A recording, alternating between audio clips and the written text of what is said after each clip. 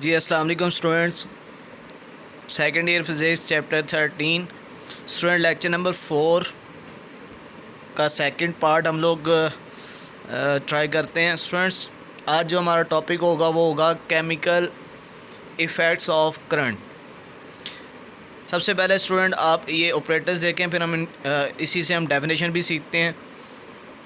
Student, इस operators को हम लोग बोलते हैं वोल्टामीटर। वोल्टा जो है वो फर्स्ट साइंसदान था जिसने ये एक्सपेरिमेंट जो है वो किया था। अब स्टूडेंट, इस ऑपरेटर्स के अंदर सबसे नीचे इस बीकर के अंदर हम लोग कॉपर सल्फेट लेते हैं और इसको हम वाटर में मिक्स करके उसका सॉल्यूशन यहाँ पे रखते हैं। तो ये जो सॉल्यूशन हम लोग स्टूडेंट यहाँ पे रखेंगे, इस सॉल्यूशन को जैसे हमने ये रखा हुआ है कॉपर सल्फेट का, इस सॉल्यूशन को हम स्टूडेंट बोलेंगे इलेक्ट्रोलाइट। अब स्टूडेंट, इस सॉल्यूशन के अंदर हम लोग दो प्लेट्स या दो रॉड्स जो हैं वो रखते हैं। एक रॉड कनेक्ट होता है नेगेटिव टर्मिनल बैटरी से, जबकि जो दूसरा रॉड है वो कनेक्ट होता है पॉजिटिव टर्मिनल ऑफ बैटरी से। तो पॉजिटिव टर्मिनल ऑफ बैटरी से कनेक्टेड जो रॉड होता है इसको हम बोलते हैं स्टूडेंट्स एनोड, और जो नेगेटिव टर्मिनल से कनेक्ट होगा इसको हम बोलेंगे स्टूडेंट्स कैथोड। अब स्टूडेंट, इसके अलावा इसके अंदर अच्छा स्टूडेंट, ये एनोड और कैथोड को हम लोग इलेक्ट्रोड बी बोलेंगे, ठीक है। इन दोनों को हम इलेक्ट्रोड बी बोलते हैं। इसके अलावा स्टूडेंट्स देखें, इसके अंदर यहाँ पे ये जो आपको नज़र आ रही है ये एक वेरिएबल रजिस्टर है। वेरिएबल रजिस्टर स्टूडेंट क्या होता है? एक ऐसा सर्किट जिसकी रजिस्टेंस हम अपनी मर्ज़ी के मुताबिक कम या ज़्यादा कर सकते हैं।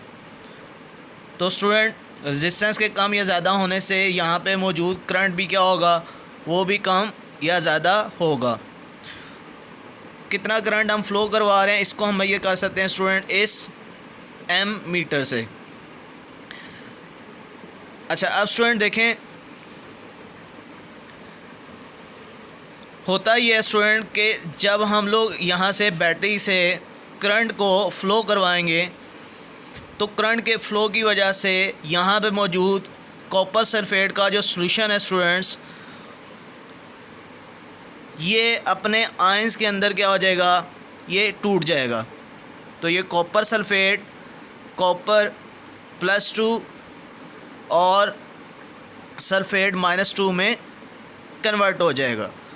तो स्टूडेंट, केमिकल इफ़ेक्ट क्या होता है? तो स्टूडेंट, केमिकल इफ़ेक्ट यही है कि अगर हम करंट को किसी भी सॉल्यूशन में से पास करें और वो सॉल्यूशन अपने आयंस में अगर डिवाइड हो जाए तो इस चीज़ को हम बोलते हैं स्टूडेंट केमिकल इफ़ेक्ट, और इसको हम इलेक्ट्रोलाइसिस का नाम भी देते हैं। अब स्टूडेंट, यहाँ पे जो केमिकल रिएक्शन हो रहा होगा वो अगर हम लोग देखें तो सबसे पहले स्टूडेंट, जब करंट पास करेगा तो ये कॉपर सल्फेट अपने आयंस में कन्वर्ट हुआ। अब ये जो कॉपर +2 है इसकी वैलेंसी क्या है, +2।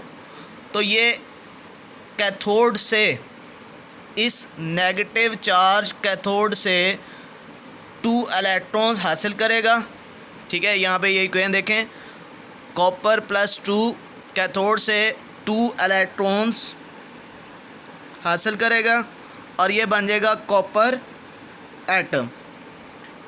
देखें, कॉपर +2 कैथोड से 2 इलेक्ट्रॉन्स हासिल करेगा और क्या बन जाएगा, कॉपर एटम। और स्टूडेंट्स, इलेक्ट्रॉन्स का गेन करना क्या कहलाता है, रिडक्शन। इसलिए कॉपर पे कौन सा प्रोसेस हो रहा होगा, रिडक्शन प्रोसेस। एमसीक्यू के लिए याद रखना है। अब ये कॉपर जब एटम बन जाएगा, कॉपर का आयन जब एटम बन जाएगा तो ये इस कैथोड के ऊपर डिपॉजिट हो जाएगा, यहाँ पे चिपक जाएगा।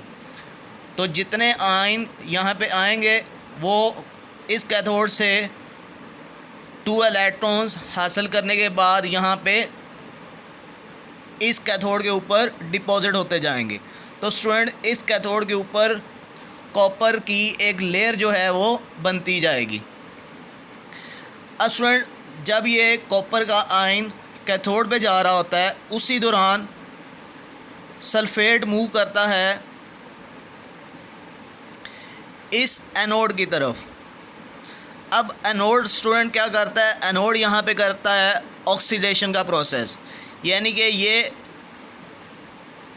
2 इलेक्ट्रॉन्स को लूज़ करेगा और इलेक्ट्रॉन्स को लूज़ करना स्टूडेंट कहलाता है ऑक्सीडेशन। तो ये भी आपने याद रखना है कि एनोड पे कौन सा प्रोसेस होगा, ऑक्सीडेशन का प्रोसेस। तो स्टूडेंट जब ये सल्फेट इस एनोड की तरफ आएगा तो एनोड ने किया ऑक्सीडेशन, तो ये जो कॉपर है ये बन जाएगा कॉपर आयन, कॉपर +2, और वो जो कॉपर +2 है वो इस सल्फेट के साथ दोबारा से रिएक्शन करेगा, केमिकल रिएक्शन, और दोबारा से ये क्या बन जाएगा, कॉपर सल्फेट, और ये वापस किस में आ जाएगा, इसी सॉल्यूशन के अंदर आ जाएगा। तो देखें स्टूडेंट ये बात बड़ी इंपॉर्टेंट यहाँ पे मैंने लिखी है, आपने लाजमी याद रखनी है। Density of solution remains constant.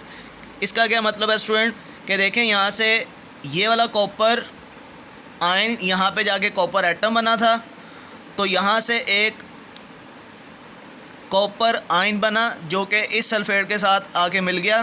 तो यहाँ पे सॉल्यूशन के अंदर कॉपर सल्फेट की जो डेंसिटी है वो फिर से वही पहले वाली ही बन जाएगी। इस तरह density of the solution remains constant. अच्छा, इसके बाद स्टूडेंट्स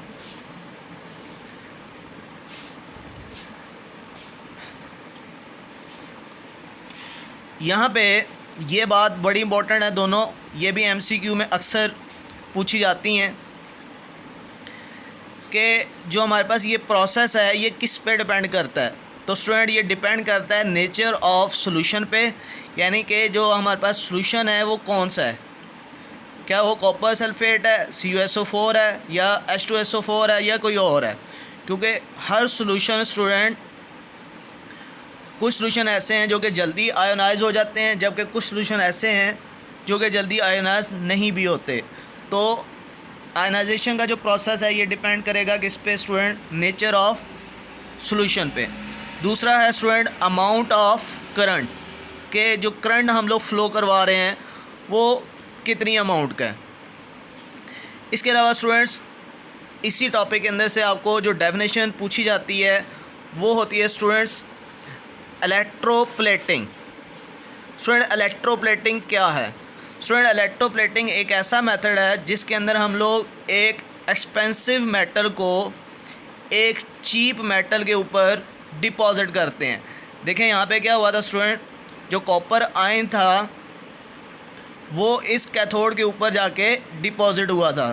तो यहाँ पे अगर देखें, यहाँ पे अगर कोई ऐसी मेटल हो, किसी ऐसे मेटल का आयन हो जो कि एक्सपेंसिव हो और यहाँ पे कैथोड बना हो किसी चीप मेटल से, तो फिर क्या होगा कि ये जो एक्सपेंसिव मेटल का आयन होगा वो जाके इस कैथोड के ऊपर डिपॉजिट होता जाएगा।